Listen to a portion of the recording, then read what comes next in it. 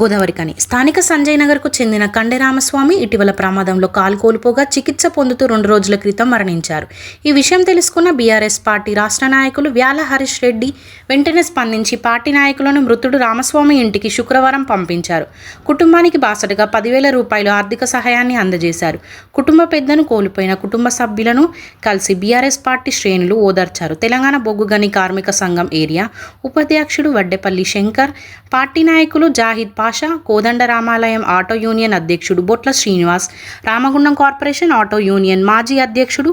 ఈర్ల ఐలయ్య, పల్లె సురేందర్ తదితరులు కుటుంబ సభ్యులను పరామర్శించారు. తీసుకొని పోయి అందరికీ అన్ని కుటుంబాలకు, చనిపోయినటువంటి కుటుంబాలకు కావచ్చు, బ్రతుకున్నటువంటి కుటుంబాలకు కావచ్చు, వాళ్ళందరూ కూడా ముందు బాగానే ఉండి సేవలు అందించి, లేదా ఎవరికైనా ఏదైనా ఇబ్బంది అయినా లేదా చనిపోయినా వెంటనే మాకు సంబంధించి ఫోన్ చేసి ఇట్లా జరిగింది, మనం ఏం చేద్దాం అనేటువంటి దానిలో భాగంగా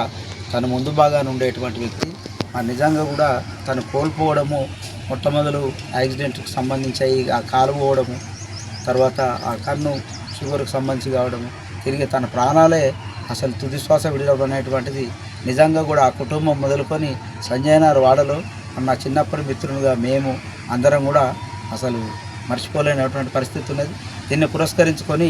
ఏదైతే ఆటో డ్రైవర్గా తను పనిచేస్తున్నటువంటి మన మిత్రులు, అట్లాగే మేముగా వారిని జావేద్ పాషా గారిని సంప్రదిస్తే మరి ఏదైతే సహాయకులుగా ఈ రోజులలో మరి ఆ కుటుంబాలకు సేవనందియాలనేటువంటి దృక్పథం కొద్దీ మన బీఆర్ఎస్ రాష్ట్ర నాయకులు వ్యాల హరీష్ రెడ్డి గారు మరి నిజంగా కూడా నేను ఆ కుటుంబానికి వెన్నంటి ఉంటా, తప్పనిసరి ఆర్థిక సాయం చేస్తా ఇదని చెప్పేసి అని వెనువెంటనే వారు ఒక మాట అడగగానే జావేద్ పాషా గారి ద్వారా వెంటనే అట్టి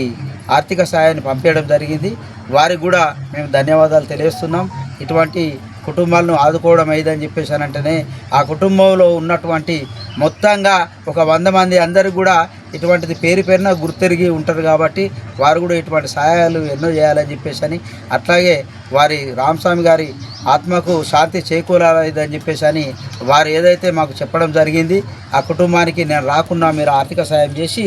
వారి కుటుంబానికి ఆత్మశాంతికి చేకూరాలని చెప్పేసి అని, వాళ్ళ కుటుంబాలు కూడా మంచిగా ఉండాలి, మిగిలినటువంటి వాళ్ళు ఆరోగ్యాలతో సుఖ సంతోషాలతో ఉండాలి అని చెప్పేసి అని కూడా తన సందేశాన్ని పంపించినటువంటి దాన్ని గుర్తు చేస్తూ